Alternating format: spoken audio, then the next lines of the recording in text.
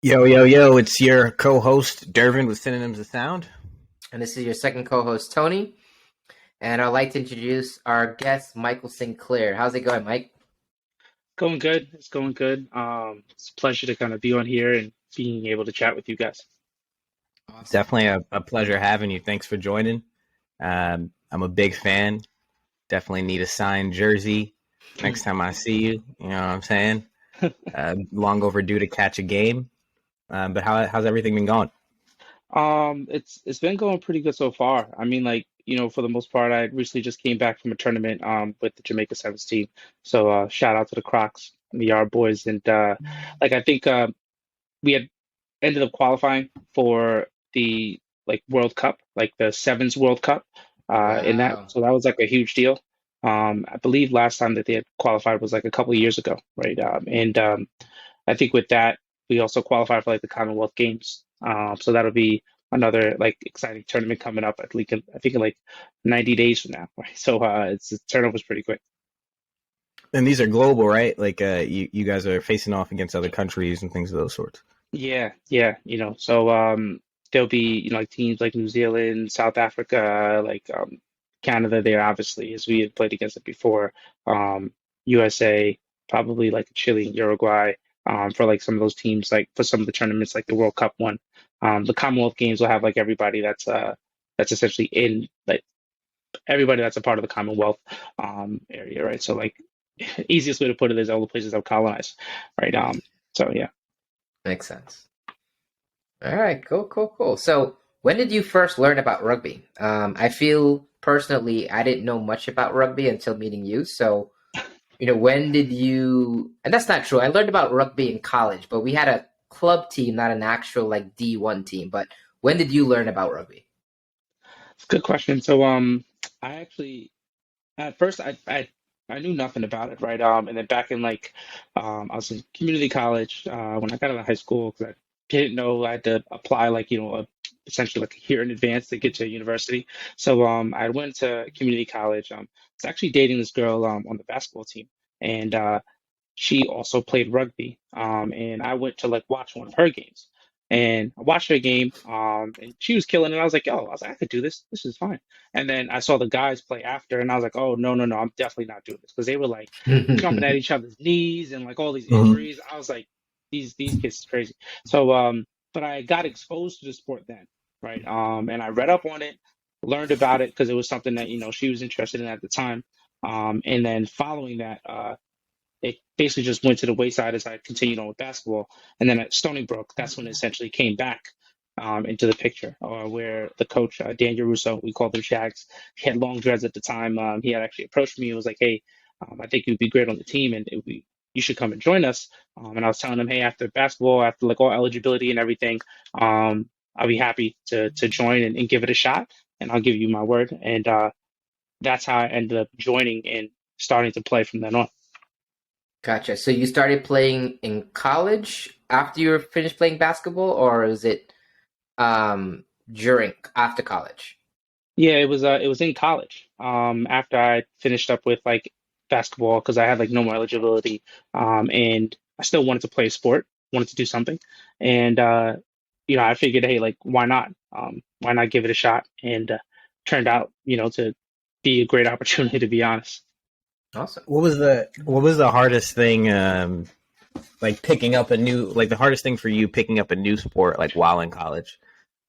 Um, so it's interesting. Like I think like it wasn't as hard as I thought it was going to be.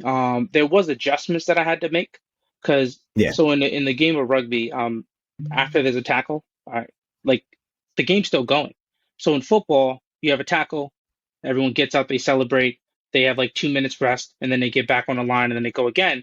And then obviously towards the end of the game, they try to shorten it up by like 30 seconds or so, but there's still like a break, right? So you can put in all your energy, recover, put in all your energy, recover. Whereas like in rugby, it doesn't stop. So I remember after my first tackle, I like lit this guy up and I was exhausted. And I got up and everybody's still running around and I was like, oh shit, like this is all right, okay. Like that was like the easiest like picture for me that is like, all right, this is a very different sport than what I initially expected. But even playing the sport in college, it because rugby was rugby and basketball are actually very similar.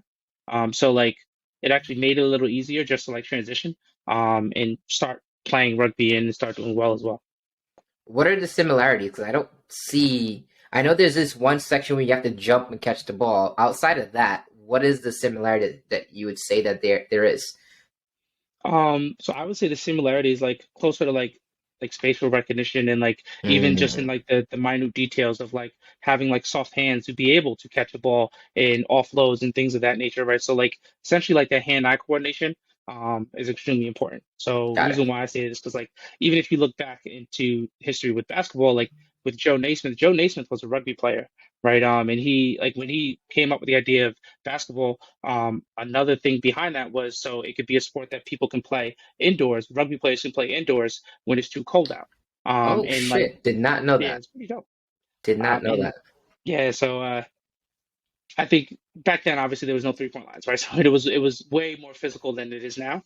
And Mm, then as it took on its life of its own, it became its own entity, right? But like I think because of that, and me kind of understanding that and understanding that, as basketball has offense and defense, that's kind of like they go back and forth at any hmm time. Rugby is very, very similar.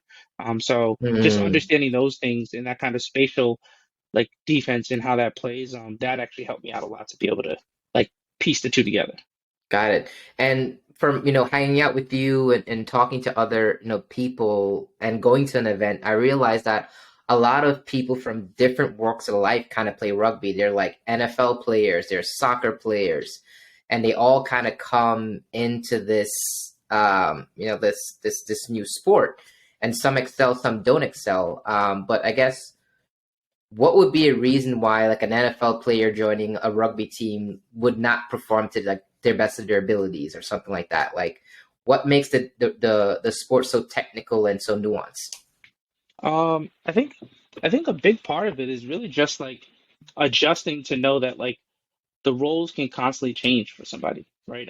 Some people like, especially in football, because like when you're playing, if you're getting a pass, you're getting the pass, right?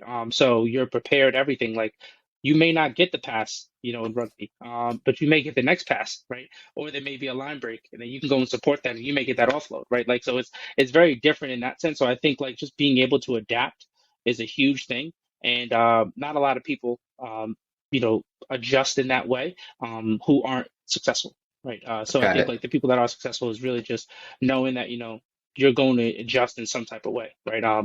Great. The best thing about it is like anybody can play the sport and anybody can score, right? So it's like whereas lineman the lineman's dream is to get a fumble or something and pick up the ball and score. Everybody in all shapes and sizes they can all play, and also they can score at the game too. Cool. So, where do you think the future of the sport's going? Like in terms of just like professional rugby, do you ever think that I guess in terms of like visibility or like exposure, like nationally or on a global scale, like do you think that it'll get as much TV time perhaps as an NFL or NBA? Yeah, it's a good question, right? So I think the big reason why it's taking time, it's starting to grow now. They have like the Major League Rugby. I was a part of that. And with Rugby New York, or Rugby United New York at the time. So the first couple of years of its inception, I was playing with them and everything as well. And I noticed that when you look at soccer overseas, right, like it's a long stretch of time that the games are played essentially that without any breaks, right? Whereas like in football, you watch maybe like I think it's what roughly like an hour max or something of like a game, but then the rest of the time is actually just like timeouts, commentary, sports. I mean, like other sports news, celebrations, Mhm. commercials, like so. There's a lot of advertising time within something like American football, right? And then with basketball, like there's like every 4 minutes, there's automatically a break, right? No matter what. Mhm. So they have those TV timeouts actually embedded into those sports that you may not see watching the game on TV, but like you'll notice that if you're there in person, right? And because they have that time that allows them to get that advertising in, that's where I think the money usually comes into play, right? But I feel like when you have this element of streaming, I feel like the streaming aspects can definitely like heighten that awareness, especially in America. But they've been making a lot of progress in regards to the hype in America and having people come over to play because they know that they can do sports right and they can train sports extremely well as soon as they put money into it and they invest into it. Mm. If you had to, if you know this ranking, but I know in Europe and Africa, like sports like football or soccer, cricket, rugby, and other sports are like what are really driving the sports culture overseas in comparison to the United States, where it's basketball and American football. Do you know where rugby kind of ranks within the top 5 of most played sports overseas, potentially? Because I think there is a lot more awareness overseas versus in the United States. Yeah, there's definitely a lot more awareness outside of it. I think like worldwide, there's probably like 400, 400 million or something like that, maybe more, in terms of like fans and stuff, I believe. But like it's played in like what, like, well over 100 countries too. So I feel like the Wow. biggest thing behind it is that like for us, like American football obviously is below that, but they still have the fans because they have all of America, right? Mm-hmm. But like, there's tennis, baseball, it's basketball, obviously. Cricket is huge as well. But I think the World Cup, last time I checked, like the World Cup was like I think the second or third like biggest event. There's Oh, like wow. obviously the Olympics, and then after the Olympics, you had like the that was like the soccer World Cup or soccer World Cup first, and the Olympics. And then I think like third was like the Rugby World Cup at one point. So obviously, Cool. I'm not sure if that's changed over time just due to COVID and due to like this the environment kind of changing, the circumstances changing. But that was like the last time I checked. That's what it was like. Cool. Would you consider rugby expensive sport to like get started playing in? Like how like hockey, Golf. Mhm. yeah, golf, the lacrosse, some of those sports could be a little like expensive for a kid to get started. Yeah, Or yeah. would you say like rugby was similar or Um, I think like honestly, that's probably why I think rugby is like a hidden gem, especially in America, because like it's a physical sport, but you don't need much to get it to play, right? Or you don't Mhm. need much essentially to like be able to play the sport, right? You need a ball, players, that's it, right? Sevens, 14 people, right? Yeah. But you can do it with fives, right? You can do a 5-on-5. Um, just changing the size of the pitch that you're playing on, right? And there's all these other variations, so that's why like in a lot of other like you have like a lot of islander countries that can play and they can all ball because it's easy to pick up the sport, right? You don't need a certain environment like hockey, where you need an ice rink essentially to be able to play ice hockey. Like it Mm-hmm. makes that makes it very difficult for other areas that don't necessarily have that, right? Whereas like rugby, you can kind of pick that up and play everywhere, right? And you can see like the styles are different too. So you have a lot of like fast paced, high flying, styles that you get south of America. But then once you get like north and you get like the colder areas, changes up a little bit, right? And that's just due to like the environments that they play into, and also like some of the training. Obviously, they adapt, and there's like probably like reverting to a mean that's there. But like for the most part, like you don't need much besides like some shoes, shorts, and a ball. You don't even be honest, like. I'd hope no one was barefoot out there So living dangerously. crazy thing is, like in other parts, they play barefoot, right? I had a bunch of friends and stuff that from South Africa. They played barefoot and they balled, right? And you have like Wow. people in New Zealand. That's is very very common. For New Zealand and Fiji, like they all play barefoot, right? But obviously, like they're not in New York City, right? Playing barefoot. They're playing, on their soil and stuff, which is probably like a lot cleaner. And it's less, it's not as rough, but they build that up over time, right? And it's just something that they're just very, very used to. So realistically, like it's so easy to just pick up and play that like anybody can pick up and play it, especially once they learn it. And then there's touch. You can play touch as well. So that's like another big thing too, because just as you have like touch football, there's like touch rugby, whereas like, there's an entire like league for that, which is great too. Cool. Is it as fun? It doesn't sound as fun. It is fun. It's very different. If you like for instance, if you like the N1 mixtapes back in the day and people getting stepped and crossed and stuff like, that for them is stepping people and that happens all the time there because if you're playing touch, you got to be super super elusive, right? So it's very unique. But like yeah, it's definitely fun to play. And obviously, like you don't want to get tackled every single day, especially if you just want to go and play pickup or something. So you can play touch and you can get just as good as a workout. You know what I mean? And just as good as a run-in by playing touch as well. But it's mostly like smaller sizes. You wouldn't play like 15 on 15, right? Got it. It'd probably be Yeah. like smaller sizes, like 5 to 10, maybe 10 people max, probably. So could you kind of walk us through your journey to getting to becoming a professional player and then eventually joining Olympic contending team? Because I know you were supposed to make it, or I guess kind of walk us through where you are today, where you're about to go to potentially South Africa to perform, and then eventually the Olympics to perform. So kind of walk us through that journey a little bit.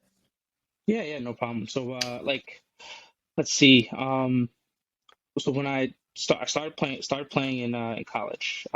As I started playing in college, I basically they started up this like Olympic Development Academy and everything. So I had like went to these tryouts for that. I had made those tryouts and stuff, and it was basically a high performance camp. So the players that were local to the area, they would all meet up, all from like different teams.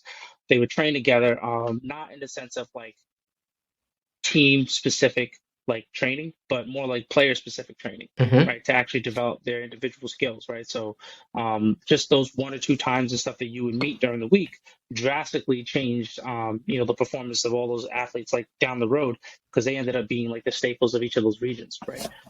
And from that moment, I was playing through there. Then they started having selections and stuff for the like upcoming like tournaments, and also upcoming camps over at the like Olympic Center that's over on in Chula Vista for the USA team. And unfortunately, like I was really just like kind of plagued with a lot of injuries. There was like a lot of like ankle injuries, a lot of hamstring injuries, groin injuries, hip flexor injuries, things like that just kept coming up. And it wasn't really like working out to be honest, but I still wanted to like just play the sport.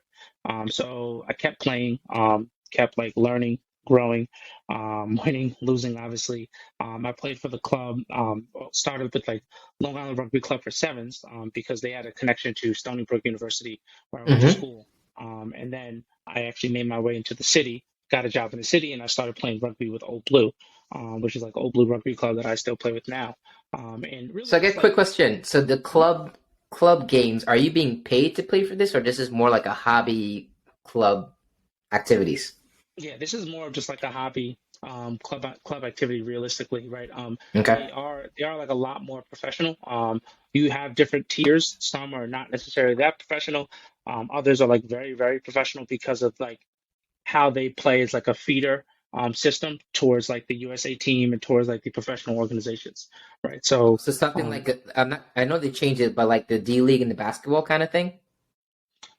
yeah, kind of. I believe that they are paid in some sense, whereas like for the club teams in America, they're not. It's not like paid or Got it. something like that, Yeah, right? Got it. it sounds like a real similar structure to how beach and indoor volleyball works. Like sometimes there are like Yankee teams and things of those sorts that Yeah, are just, it's pretty much like club teams, Got it. and yeah, that's more of a hobby, but full of folks who probably play at some level where it's more serious.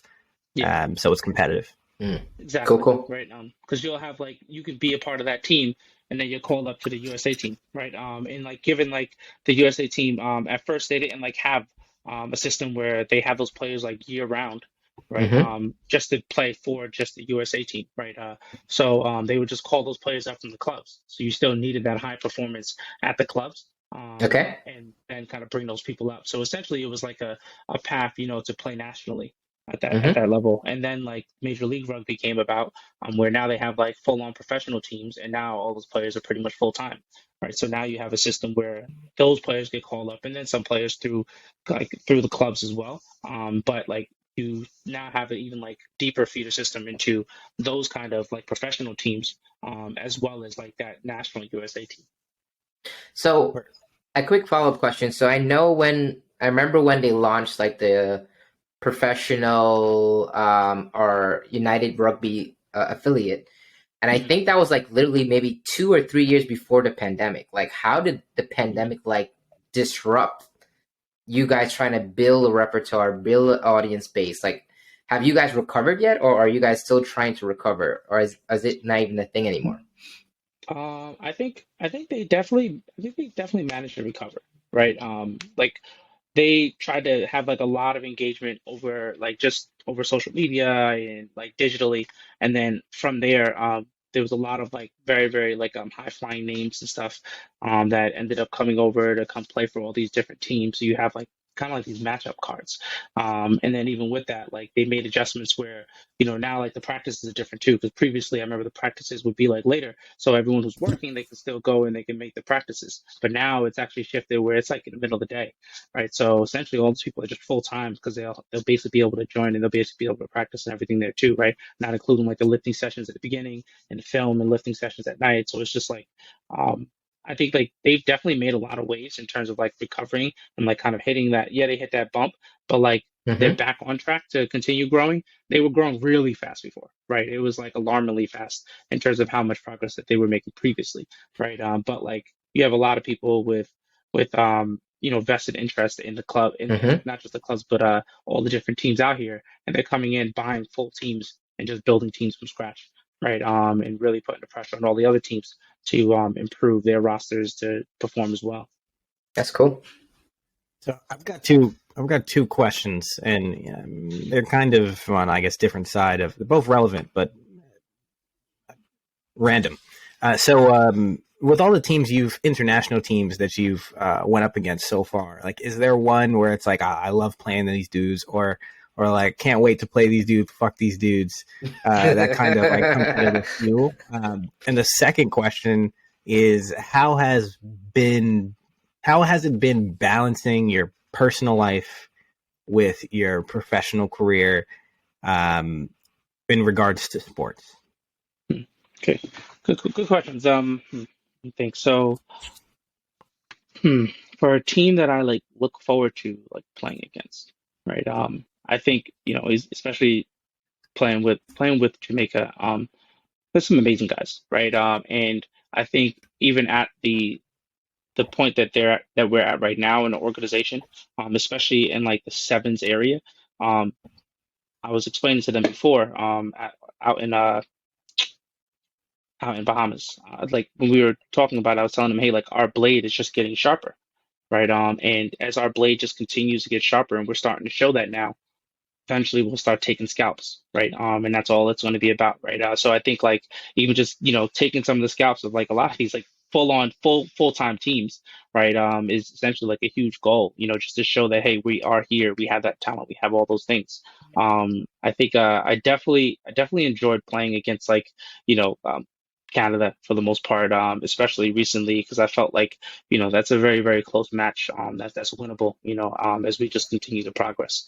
And then I think as for the other question that you had mentioned, I think it was around like just balancing, both sides. Uh, Sometimes it's a bit tough, because you have like, distractions and stuff, and obviously like, you want your own downtime, right? Yeah. And being able to like manage your own downtime is not easy at all. But then Mm-hmm. obviously, you really want to perform at the end of the day, right? And that performance takes sacrifices. Whether it's, making sure that you're up early, or making sure you're getting to sleep at the right time, or making sure that you're getting like all your extra workouts in and everything like that, even the skills aspects, right? As you're doing those things, it starts to prepare you mentally. And a lot of this game, it starts to become just like a mental sport where it's like that top 2%, because everybody trains, everybody prepares, right? They're tired just as we're tired, right? So just making sure that you're like, you know, being disciplined in that sense, is probably like one of the biggest things that helps in terms of balancing it. Um, yeah, that's probably what I would say is like what I do to kind of help myself kind of balance, how it works. And then the other good part behind it is that like there's like a very good like positive feedback loop that comes in that, because as I'm being disciplined in that, I feel better, right? So I perform better work wise, right? Outside of rugby. Mm. And it's just like this constant like feedback loop of like everything just starts to blend into each other. Of like all of my habits, everything I'm doing, like that strive for excellence, right? And everything, they all just start to blend in with one another, which I think is like pretty good. Awesome. Smooth.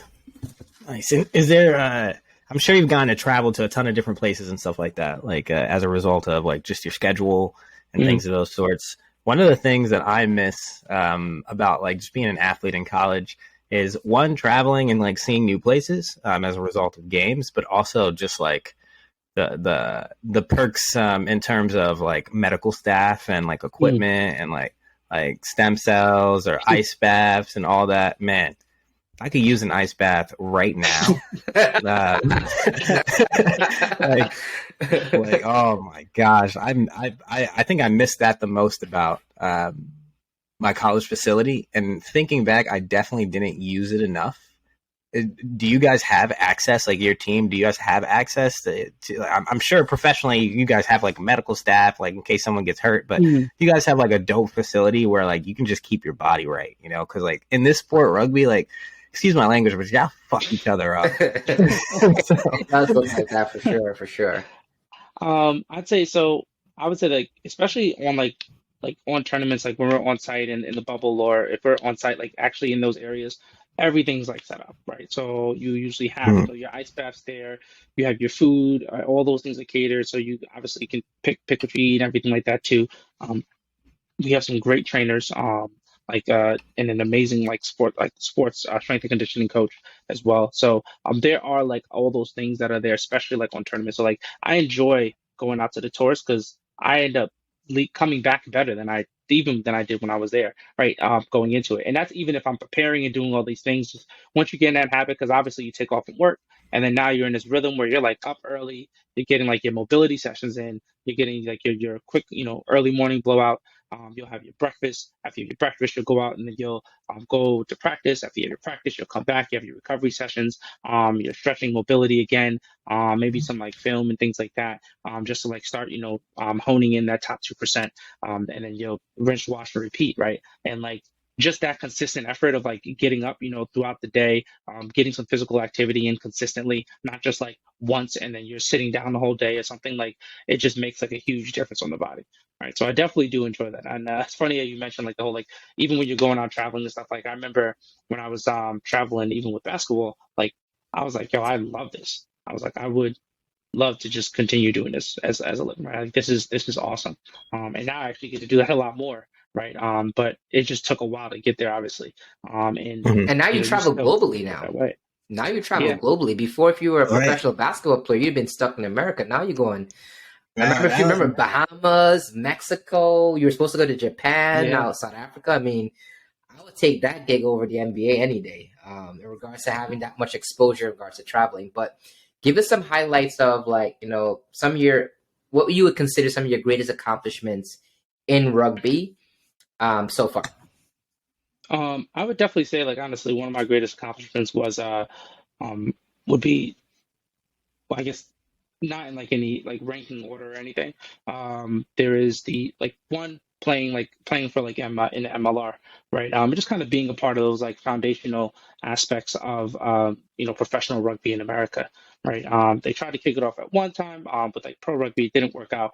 Now they have the MLR. It's a couple years in, like just being a part of like that my I guess primordial like group. Mm-hmm. I definitely like enjoy that, right? And it's something I really appreciate. The other aspect is getting the cap with Jamaica and playing with them. It literally it tops everything every single time I play with them, right? Because there's so much pride that's there. Not Mm-hmm. just in what we're doing, what we're trying to do there, and the organization that we're like essentially working on building, but also like with my father's from Portmore, right? So I think like his Jamaican roots as well, and like having that kind of ode to him is definitely like a blessing, right? And Mm-hmm. then still like the back of my head, it's like saying, hey, like just as they say, success is never really like a straight path. Like you still make it, and it may not be in that exact derivation that you're thinking of, right? It may not be that exact version of doing, this on this particular team or anything, right? But like that goal that you set out for yourself, which for me was I really wanted to like enjoy myself playing at the highest level possible, right? For the longest Mm-hmm. time that I can possible, right? And I got that opportunity to do that, right? So it's just literally just like a constant reminder, and I would definitely say that's like always the highlight for me. Every time I like put on that jersey, every time I see the guys and like I train with them, every single time that happens, it's always like a constant reminder of that, which I always appreciate. Awesome. And if there's one And bucket list thing, sorry, Dervin, last thing. If there was one bucket list thing that you'd want to get accomplished before you retire, what would that be? I Is rugby definitely sevens more important than Olympic gold? Is there a ranking system for that for like you? I mean like Olympic gold would be amazing, right? That definitely would be like up there as like top of the top. I think even outside of that, like a parallel comparison or parallel, goal that would be there is I guess getting to that like World Series and like getting, Jamaica on the map Mm, as like as a competing team, right?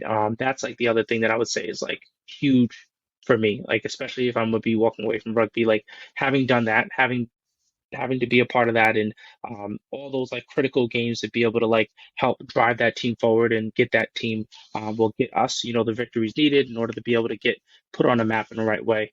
Those are like the two things I would say is cool, like top for me that I want to finish. cool. you ever been stopped in public? Like someone stop you, like, yo, Mike, from the rugby team, like, like, yo, can you lift me up in this picture? Something crazy like that. Yeah, I actually have. It's actually pretty cool. I have through MLR before, as well as even from Jamaica rugby and stuff too.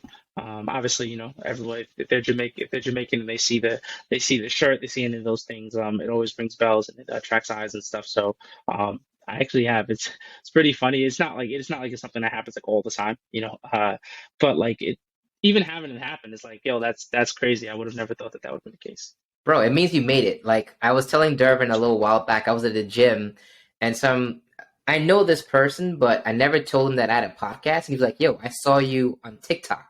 And we don't post our stuff on TikTok. And I called Dervin immediately, like, yo, bro, we made it. We're famous. People know me out here. We on TikTok and we never posted on the TikTok. So I understand how that feeling comes from. So I get it completely, 100%. Yeah, Man, I was at the register in Express buying some pants and like looked up and saw Mike on the wall. Yes, I remember that too. I was like, what the hell? I remember that too. Yes. So we forgot to tell our audience. Mike is also a professional model and has done an entire campaign at Express globally. So he's out there as well. But I guess the next question that I did want to ask, and as you were explaining things to us, is that tell us a little bit about the atmosphere at a rugby tournament. It's kind of very unique. Like people dress up in full Halloween costumes out there. So kind of like educate us about what is the environment about and why do people wear like costumes to these events? yeah. It is a very like it is very unique in that sense. I think part of it just comes to like the history of like of these like clubs and these organizations and stuff, right? When they're like kind of bonding, you have the younger people and the teams and the noobs essentially. They have to making them wear like outfits and things like that. That used to be a thing, and then that ended up just being something that everybody ended up enjoying and they wanted to do and kind of emulate, even once they stopped playing rugby and they got older and they want to come out to these events and everything. It is very, very energetic because not only is the hits, but the pace is a lot faster in person, right?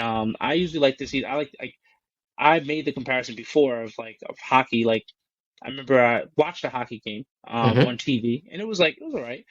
Things move fast, obviously, but it was pretty decent. But then I went to a hockey game in person. It was very, very different, right? The Yeah, I energy agree. that's there is like significantly different, right? And rugby is the same way. Especially if you go into these games and these very, very intense games and rival matches and stuff. It's very different. So you have everyone that's kind of invested in it. Can especially with these countries and stuff like you'll have everyone that's like rooting for the underdog, right? Regardless, right? Or you'll have like everyone who's fans, of a particular side, even though they're not from that same country, they're still rooting and cheering and screaming every time something happens. So Mm, I think the other good part behind it is that like, especially in a game of sevens, like things can like the luck of the bounce can go anyway, right? And I think that like you can have so many upsets. You can have just teams that just play amazing one day, and it can literally change the entire tide of like of a match, or like the entire outcome of a tournament. Mm, So I think like that's like another big thing too. So when everyone's there, like they're expecting something like that to happen, right? got Or it. like they're rooting for whoever team that they're really passionate about, but they know like those things can easily happen, right? Got it. And that's definitely something that's kind of unique to the sport as well. So it sounds like the costume dressing up is not an American thing. It happens everywhere. Yeah, yeah. It definitely happens everywhere. Okay. I think from in America it happens a lot. Like that's where I actually was way more aware of it. Mm-hmm. But like also in the UK, Got I've, it. I've seen it there too, right? So definitely it's not something that's like, oh, like everybody has to. It's not like mandatory or something like that. Got But it. like they definitely do that. So who are some of the powerhouse teams in this sport? Jamaica rugby. That's Response. nonsense. That's a good response. All right, I'll leave it at that. I'll leave it at that. I'll leave it at that. You don't gotta list no other countries. Don't worry. Jamaica's a powerhouse. That's it. That's it. Yeah, I yeah. like that. Forget about the rest. I like that. Um, I've yeah, what were you gonna say? are you familiar with Black history in particular when it comes to rugby? Have you like ever looked into it, or just out of curiosity? Um, not like I did. I looked into it like a little bit, right? When I first started playing, like it was like a token black guy thing, and you see that one other black guy on the other team. He's probably playing wing, and even with him playing wing, it's like you guys are just playing against each other and that's it, right? And it's like obviously he's an athlete, you're an athlete, and you always just match up with each other against the whole time, right? So one of my really good friends, Kyle Granby, him and his wife actually founded, as well as my other friend Derek Lipscomb, they all founded Roots Rugby, right? And that was essentially an organization to stop that from continually happening, and give minorities essentially the opportunity to play in other sports, to play in other areas, right, and play in other positions. And that led to Wow. like a lot of like African Americans, or essentially just like minorities in general, playing in all these different roles in the game of rugby, especially in America, which I think is like a beautiful thing, right?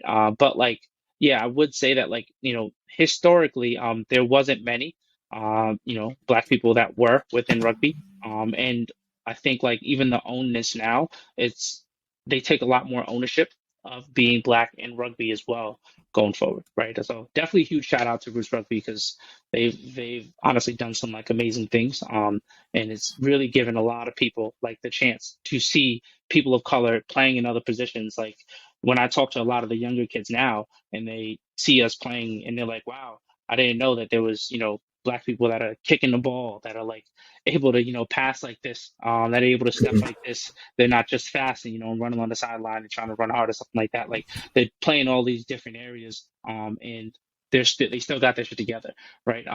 Like, and I think like just them seeing hey, that possibility, it now enables them to be able to go and try to reach that possibility and then create it in their own unique way, for their own like style, really. So it looks like, from what I could pull, a gentleman born in Gambia in the 1850s, right, to a Scottish surgeon named Dr. Daniel Robertson. Apparently, this man was dedicated to working in Gambia, the West African country, and apparently had two sons with a Gambian woman. Okay. This gentleman's name's James G. Robertson, and yeah, there's pictures of him and everything. It's like literally flat 1900, like him playing on a team in Edinburgh. Edinburgh. Uh, Okay. Okay. yeah, in Scotland. Wow. Pretty interesting. That I actually mean, that's super interesting, to be honest. I think that like it's I feel like playing the sport in America is very different than like playing the sport overseas. Even to mhm. that note, because like for them, like it's always been a thing of having like different countries and different people being like people just coming from different countries in those areas because they're so close, right? Whereas like you look in America, like the United States is huge, right? But essentially it's just one country, right? Then you have Canada, Mexico, you have a couple of the islands, and that's it, right? So it's like really to get over here, you got to cross a body of water, go through some area and stuff. It's not the same as like if you're in the UK, you have a train that can literally you can hit so many countries in one route, right? And like I think because of that, you have a much like deeper, like melting pot there because of that, right? And I think that like therefore their view on people who come from another country is very different too, right? Because it was the accessibility of them getting there to start their roots there, as well as like be able to just start playing there is also like a different thing, or it's been different from what I've observed. Like there's a lot of people Nice. from there's a lot of people that play on the Jamaica team who are from the UK, who live out there, right? So like, and then obviously you have the people from the islands that are there too and that are playing too. So I feel like that was just something that I was actually new to. Granted, it's not like, oh, I didn't know that there were black people in other areas, right? But like just knowing that, hey, yes, like those roots they sprout everywhere, right? So, a couple of years from now, say you got kids, like first sport you introduce them to. Ooh, first sport I introduced them to. That's a good question. Yeah, damn. It depends. I mean, like if I have kids and that like that VR world is out there, I might have to get them ready for that. To be honest, The VR world, I like that. not gonna lie, I'll definitely. That's a different take. That's a different take. I Yeah, like that. yeah. Because I mean, like sports change. Like things have been changing so fast now, and the variations of sports have been changing so fast now, that like I wouldn't be surprised that the having that space within the like not just the metaverse, but any type of like virtual reality or something like that, having that be a thing. I would not be surprised at that, right? And then even on top of that, like even just creating, hand-eye coordination and things like that, right? I'm sure that they'll probably add some type of physical element towards that can allow you to at least have like some type of skill gap between people so that they can strive for it, because then now you have more people actually willing to do those things, right? So it's like if you could just move your hand and it'll move the same speed as someone else who's trying to do something, then I think that like sure that makes it a little easier, that closes the gap, but like something that maybe allows for physical, like some type of like physical improvements or stress on your body or something. I wouldn't be surprised at that being a thing. But I think if I had to do it, if it was now, right, if they were like 5 years old now or something like that, it would probably be like basketball and rugby, to be honest. I'd get them like introduced to, like both areas. I'd probably have them just playing like a bunch of other sports, to be honest, just to like get the feel of them, because like hand-eye coordination is like a really really important thing, right? So I believe there's some studies on Yeah, in football definitely. with like no tackling, right? And they're not even tackling in football, but in American football, what they're doing is they're testing to see, hey, do you really need to learn how to tackle at like 6 years old, right? Or like 7, 10 years old, or can you learn how to tackle later in life, as your bones develop and everything, and then during that time leading up to it, you're working on your hand-eye coordination, right? And you're building up That's your hand-eye brilliant. coordination, That's and it smart. changes the entire perspective, right? So that's definitely like it's something that's big, even when I look at rugby, when I look at basketball, like everything is like this becoming more and more skill focused, right? It is because they're realizing, wow, like the better you are, like your hand-eye coordination and even like your neuromotor system, right? So essentially, like being able to like signal to your body to move in a certain way, right? Those things are actually crucial to you being able to perform better at a sport, right? And then everything else can just come into play, like all the other muscles and stuff like that, like getting stronger and everything getting bigger, like all those things come into play. And to be honest, like even in rugby, you don't need that, right? You have people who are like amazing, who are like the leading try scorers, in sevens and stuff like that. They're not, huge with jacked muscles, and they don't look like, like the Hulk or something like that. So it comes in all different shapes and sizes. Gotcha.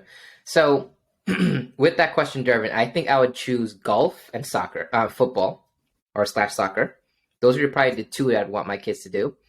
But I wanted to ask two questions. One question is, why are minorities pushed to be on the wing? That's one. And then the second question is, what stigmas or I don't want to use the word racism, but like negative social impacts are within the rugby environment? Because I know basketball has its own, every sport has its own issues, but don't know much about rugby and those stigmas and issues that they have. We all got bounced. Yeah. I played a lot of sports too, and that stigma translate across the board. Even if you're not jumping in your sport, like we all got bounced. That's All right, that's a good one. That's a good one. I mean jumping. Oh man, that's a good question. So I think let's see. So the stigma aspect. So when it comes to stigmas, well, actually, first before I even say anything, can you just say the two questions again? The first question is, why are minority pushed to be on the wing? And then I'll ask you the second question after you answer that one. Gotcha. Yeah. So yeah, what I was gonna say about like why they're usually pushed to be on the wing, it's kind of like twofold, right? One is like the mindset that people that are coaching them, they're not thinking long term, but then also they're like pressured to deliver within a specific time frame as well that inhibits them from thinking long term, right? So some of these really good teams that they have a ton of like time, their time horizon is just very different. Like they can think super long term, right? And then really you have like the onus on like the individual who's like trying to like make that change and then like reinforce those like decisions as well to say, hey, look, this is actually paying off. So that's like another big thing too. So it goes both ways when you think about it. Reason why I say that is because like when I look at like situations like like Kevin Durant from basketball, like traditionally if you were tall, right? If you were tall even at a young age, like you're playing center. You're not playing guard, right? You're not going to be 7 feet playing guard or something like that, right? But then like even just saying, oh, you know what? Sure, let's try that, and then it's like, wow, that works. Like if they learn the hand-eye coordination, the movements, and all those things at a younger age, that can just translate as they get older, and they can still be able to play and they can still be able to perform, right? So like just knowing that time horizon is a risk because teams want to win and they want to win right away. So if they see someone now tying this into rugby, if you see someone who is fast, who is like athletic, they're a hard runner, they can catch, they can jump, all these things. To them, you're like, all right, well, let's put this person on the wing. It's the least amount of decision making that they need to do at this point right now. And we can get the ball to them. They can get it. They can just run. They don't have to kick. They don't have to do anything else. They can just run, and that's it, right? And then like yes, they do well, but like the problem is once you get to the higher levels where they've been doing it for years, for decades, like they're playing like they're way more versatile, right? So then it kind of caps that growth because you're thinking, hey, I'm going to use this person for this best thing that they can do right now, not saying, hey, they already developed this, so what else can we grow them in so we can try to get like at least a unique player or get something unique for that particular individual that they can bring to the table. They're not really thinking like that. They're thinking, hey, we need to win now because they have goals, right? They want to get more accolades and not just more W's, but like essentially the more wins that they get, the more funding, and all those things kind of play into it, right? Instead of just thinking, hey, long term, where can we get this person, right? What are like the possibilities that are there, right? And then once they started thinking like that, now you started having people in different shapes and sizes, and now you have like guys who are wingers who are really tall, right? Usually, if they're tall, they're going to be in the pack because you lift them up for the lineouts and it makes it easy. But now if you have them on the wing, if you have a kicking game, you have someone who has that height advantage and who can jump. That's now in a huge advantage there, right? So just like kind of seeing that there's different avenues that you can really explore by taking that time. So I would say like for the second question, I believe you asked like in terms of like the stigmas and stuff that come into that. I think that is also added, like ties into that question, it ties into that answer as well, because I don't think that they gave a lot of, especially if you're a minority, I don't think that they gave you as much decision making like power, or did they trust people with decision making power back in the day, right? Of saying, oh, you know what, this person can play center, or they can play flat half, right? Or they can do any of those things. So like really, if you came from overseas, you already exposed to rugby and you picked it and you started playing then, and then like they didn't know. Or even if they did know, they'll be like, "Oh yeah, you know it, you get it, you can play." Now you get access to all these different areas and you can play in all these different positions, right? But like if you're just getting introduced to the sport, given that although you can learn the sport very quickly, the risk that they're going to take, they may not look to take that kind of risk because then they're like, hey, like decision making wise, we know that this person over here who they played rugby for X amount of time, they can make those decisions, they can do all those things, and it's like, well, when are you going to like challenge that, right? So See if you can have someone else kind of play that. I guess the stigma is coming that when I guess this is my assumption, minorities tend to learn or start playing the game later on in their career at the professional level versus like in American football, most people are playing football as a kid, so they've played wide receiver or running back or line or multiple different roles, so they have the ability to switch and move in between different positions, understand the technicality of each role. But I guess it sounds like in rugby, because minorities are more so joining later on in the game, is that they don't have the time to develop them and they just need the immediate results, it sounds like. Partially, right. Okay. I think like even the idea of decision making and trust within decision making, I think that kind of like stems to like all the other sports, right? If you look at American football, for instance, back in the day, um, what color were the quarterbacks, right? And like Sure. when you thought of like a good quarterback, right? You thinking Michael Vick, but were you thinking, hey, his vision, his strategies and stuff? No.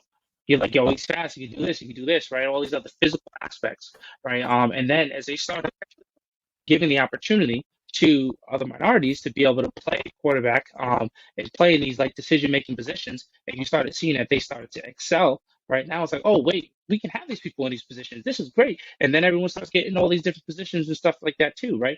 Whereas, like, I think the decision making piece is also like it's extremely important, right? Got And it. like trusting within decision, trusting that individual to make those decisions, or not even make the right decisions right away, but just get better at making those decisions, right? Mm-hmm. It's not always going to be, hey, they're not going to make the right decisions right now, but like it's saying, hey, they're going to make the right decisions over time if they stick with it.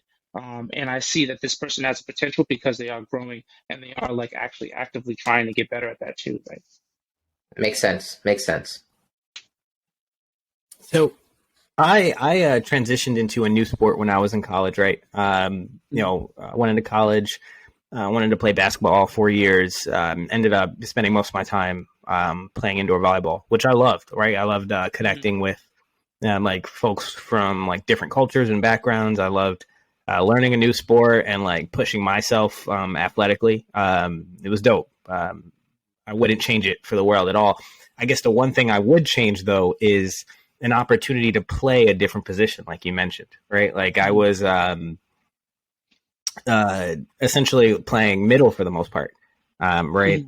Undersized at that, I would say, but I would have loved an opportunity to like develop as a setter, like coming from basketball in like a guard role, like, where like distributing is something I enjoy doing, like Yeah. setting the ball. Like thinking back, like I probably after a year or two, I think I would have been a crazy setter, and I wish I got the chance to do that.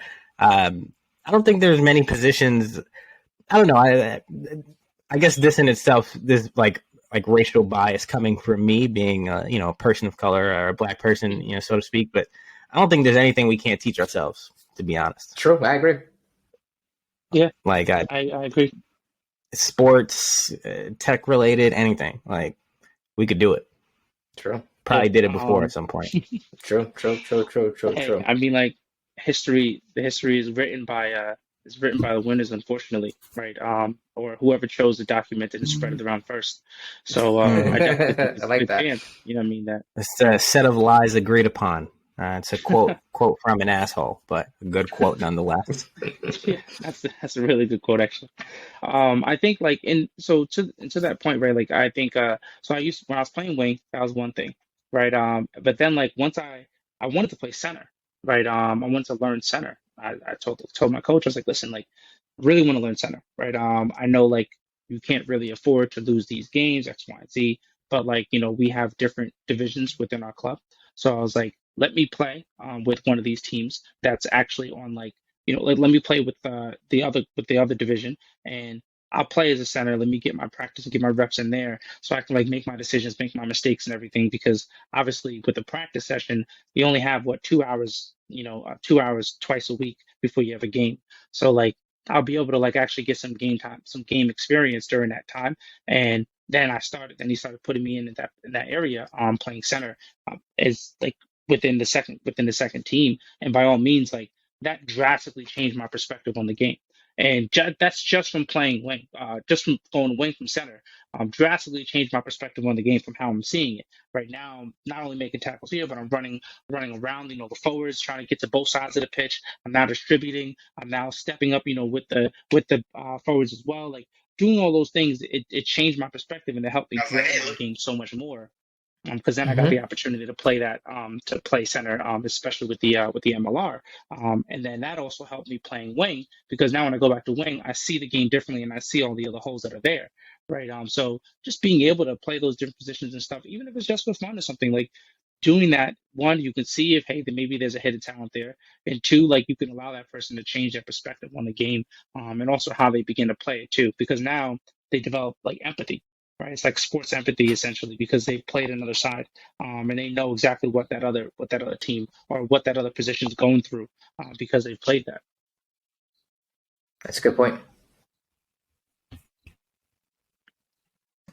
Do you still play basketball in your free time?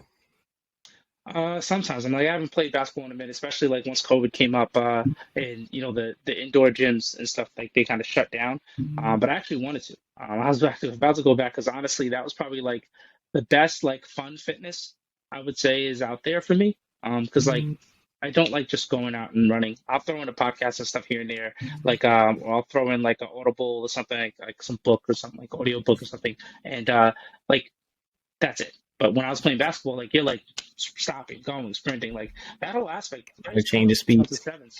Exactly. So that was a huge thing for me. Like, and I think coming over to adjust, like that was what helped me in terms of like adjusting to rugby.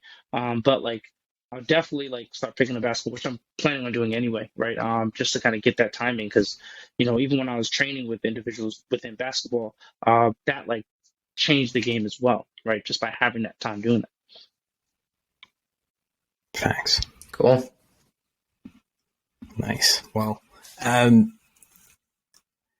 guess this is something that we ask a lot of our guests. When you are working out, when you're getting locked in for a game or preparing for an upcoming critical game on schedule, like how do you stay focused? How do you block out the noise essentially? And like what's your Beats commercial moment? You know what I mean? Like your method to the madness. Like how do you stay focused and locked in and shut out all the distractions? Yeah, I mean like music is the biggest thing, right? That's like I would say number one thing that comes to me when it comes to like weeding out obviously that noise from the rest of the world, right? But beyond that, philosophically speaking, I would say that you need like a positive like feedback loop, right? To kind of reinforce those habits that you see are working. And like that's really what like stems into like that's what compounds in everything else, right? But if you don't have that, and if you don't start thinking in that sense ahead of time, it makes it really, really difficult, right? And there are like multiple ways to do that, right? Some could just be going from how you see your body and stuff, or it can be like the community support and like that synergy amongst you and your teammates, or like whoever you're working out with, right? Or even just accountability, right? Someone that you're being accountable for, like a workout partner or something, right? Like obviously you don't want to let yourself down, but if you're not feeling it that day, like you're probably going to let yourself down, right? But on the other end, if you have someone else that you're also being accountable with because they have a similar goal, they have a goal as well, you don't want to let that person down, because you not showing up means that person's by themselves, right? So it actually helps you on those days where you have those down days and everything too, or if you feel like you're getting distracted, it can help you get back on track, you know what I mean, and help you kind of stay on track too. So I'll say like those are some of the things that I try to do, or I keep in mind, to help me like weed out some of that noise. Because if I don't, I'll easily get distracted, right? And the next thing you know, it's 10 days till the tournament and I haven't worked out at all, right? I don't want that. So Got like it. I think just understanding that, and then it also adds stakes, right? When you internalize whatever it is that you're aiming for, when you internalize what can go like not meeting those expectations, if you never internalize those, you don't really know what the stakes are. And if you really want to set a goal for yourself, you really got to have some stakes. So you got to understand what the stakes are, so that you clearly have something that you don't want to fall behind and end up like. You know what I mean? So Yeah, that makes sense. I like that. I like that. Dope. All right, man. Thank you so much for being on the show. It was great. You're our second professional athlete. So I think that's a good follow-up from Alana. And the other is an Olympian, so maybe there's some signs here, Yeah. right? And what's interesting is she switched sports too. Remember, Dervin? She went from Yeah, went from softball softball to bobsledding. bobsledding. What? Yeah, dope. yeah. Damn. So I don't know what it is. Maybe more people should switch Something else. sports up, and they might excel somewhere else. I don't know. Maybe that's the thing. But it's interesting because she told herself at a young age that she was going to become an Olympian, and she tried out for softball, didn't work, and she was like, "All right, I got to figure something else out." And then she did bobsledding, and she's won 5 medals. It's kind of crazy story. That's Yeah, that's most tough. decorated Black Olympian at that for winter sports. It's crazy. Damn. Crazy. That's phenomenal. I mean, like, to be honest, like sports, when you're making so much progress in a sport, you can't like discount all that progress when you go and cross over into another sport, right? You've spent hours upon hours upon hours of dedication. And once you figure out how to translate those things into whatever sport you're going to pick up, it now gives you so much more momentum, in terms of progressing your career going forward because you're still raw at that point. Right. And you haven't necessarily like picked up everything you need to know to now like, progress at the same pace or like at a slower pace, but consistent pace as everybody else. You know what I mean? So that's awesome that she did that because I think a lot of times people forget that, if you have that main goal in mind, just like a black box, right? Life can easily be a black box at the end of the day because that's how a lot of people see, everybody else's success, which is like you see that end goal, but you don't see that it's like, hey, I'm going to try this way, try this way, try this way. Whatever I do, I need to make sure I get to that goal, right? Whether it's, with this team, whether it's with this team, whether it's with this sport, whether it's with this sport. So, yeah, cool, man. Awesome. Thanks again for the time, man. We appreciate it. no problem. It's Yeah, been an absolute definitely a pleasure. pleasure. Appreciate you guys being on here and obviously, hit me up to do this. So.